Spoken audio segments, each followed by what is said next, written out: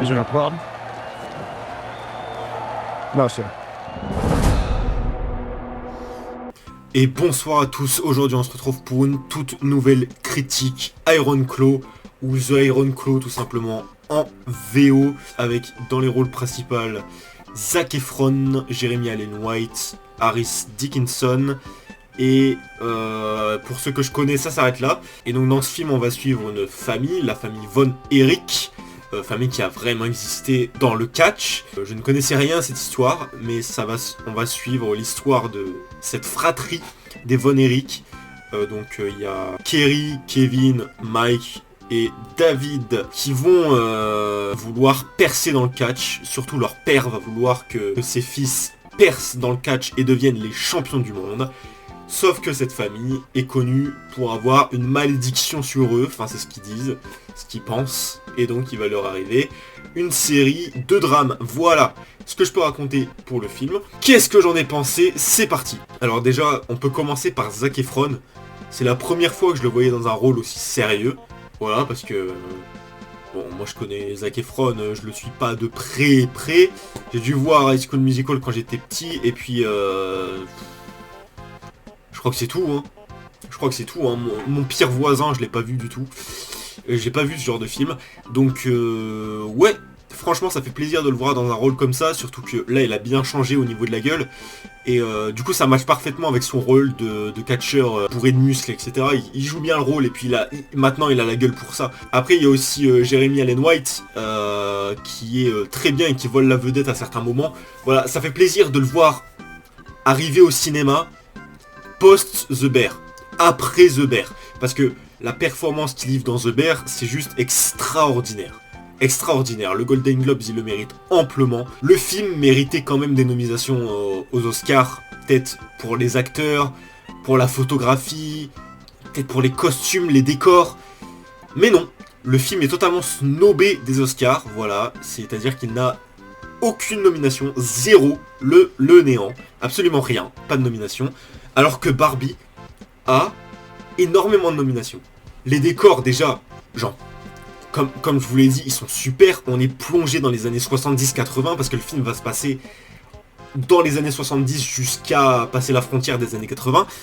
Voilà, et avec la musique en plus, les décors, les lumières, les costumes, même les cheveux, le travail sur les cheveux et tout, c'est gringo. On est plongé dans ces années 70, ça marche super bien.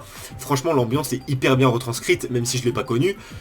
C'est très bien retranscrit et on s'y croit. Voilà, ça donne de la nostalgie d'une époque qu'on n'a pas connue. Voilà, pour ceux qui n'ont pas connu les années 70. La musique est très forte et il y a beaucoup de travail sur le cadrage ou sur les plans séquences ou les plans larges, les plans rapprochés. Surtout dans les combats de catch, donc dans les combats qu'on va voir. Mais aussi dans les moments forts d'émotion, on a beaucoup de travail sur le cadrage et sur les plans qui vont nous plonger encore plus dans les émotions des personnages qui vont faire qu'on ressent encore plus les émotions des personnages plus précisément et vraiment aller dans l'intime quoi. On ressent fortement leur passion pour le catch et surtout l'alchimie entre les frères marche super bien. J'avais pas vu une alchimie qui marchait aussi bien depuis longtemps au cinéma. On ressent vraiment cette loyauté et cet amour de la famille entre ses frères. Ce qui est le plus marquant dans ce film, c'est le père. Voilà, le père, l'acteur joue à la perfection le rôle de connard. On ressent parfaitement l'emprise, le contrôle qu'il a sur ses fils et vraiment qu'il est prêt à tout pour que ses fils soient champions du monde de catch ou qu'un de ses fils soit champion du monde de catch. En fait, il veut que tous ses fils se mettent au catch. Même il y a un des fils, Mike, qui est passionné de musique. Et pendant tout le film, il répète que Mike est son dernier préféré. Parce que oui, il a une liste de préférences. Son préféré, c'est Kerry, Kevin, David et ensuite Mike. Voilà. Donc, un père bien toxique, très toxique.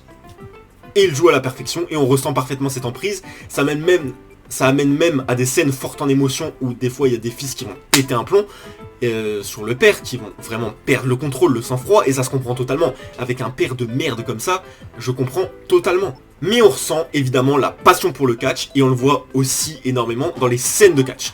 Et ce que j'ai beaucoup aimé dans les scènes de combat, c'est qu'on ne montre pas à 100% ce qui est mis en scène. C'est-à-dire que le catch, tout le monde le sait, c'est mis en scène, mais il y a beaucoup d'improvisation. C'est-à-dire que c'est pas écrit, c'est pas scripté, mais c'est mis en scène d'une certaine manière. et les combattants de catch sur le ring, donc sur la scène, parce que c'est clairement ça, hein, c'est un art, un divertissement comme un autre. Et donc, ils vont pouvoir improviser, faire des coups, etc. Et dans ces scènes-là, on ne sait pas vraiment ce qui est mis en scène, ce qui est improvisé, ce qui est vraiment en train de se passer. On ne sait pas s'ils sont vraiment en train de se combattre ni rien. En fait, on ne sait pas. Et on ne franchit jamais la frontière du réel ou de la mise en scène. On est vraiment à chaque fois au milieu et dans le doute et dans le flou. Et j'ai trouvé ça très intéressant. Et ça amène à des scènes de mise en scène vraiment très intéressantes et très marquantes surtout. Par contre, je m'attendais pas à un film aussi tragique. C'est-à-dire que je connaissais rien à l'histoire de The Iron Claw, je connaissais pas cette famille Von Erich, etc. Je connaissais pas du tout. Et donc je m'attendais vraiment pas à ce changement d'ambiance d'un coup, parce que il va leur arriver plusieurs drames, mais à un moment il va y avoir un gros drame qui va enclencher plein d'autres drames à la fin. Et donc vraiment le film change de ton d'un coup, il passe d'un film assez feel good à un film totalement tragédique et dramatique. Et vraiment j'ai adoré ce changement de ton, ça m'a beaucoup surpris. Quand j'étais devant le film, je m'attendais pas du tout à ça. Et ça a donné vraiment des scènes très marquantes qui sont toujours dans mon esprit et qui me suivent depuis que je l'ai vu hier. Les chorégraphies sont évidemment super dans les scènes de catch. D'ailleurs, c'est encore plus impressionnant que des chorégraphies de scènes de vrais combats. Parce que là, c'est du catch. Et du coup, il y a vraiment ce travail, comme je le disais avant, de on ne sait pas ce qui est réel et ce qui est faux. Donc je suis assez déçu qu'il ait aucune nomination aux Oscars. Franchement, il méritait amplement. Mais on a quand même des beaux noms aux Oscars, même si Barbie vient tout gâcher. Voilà, c'est pas très grave. Mais voilà ce que j'en ai pensé pour Iron Claw. Dites-moi ce que vous en avez pensé en commentaire et nous on se retrouve très bientôt pour une nouvelle critique.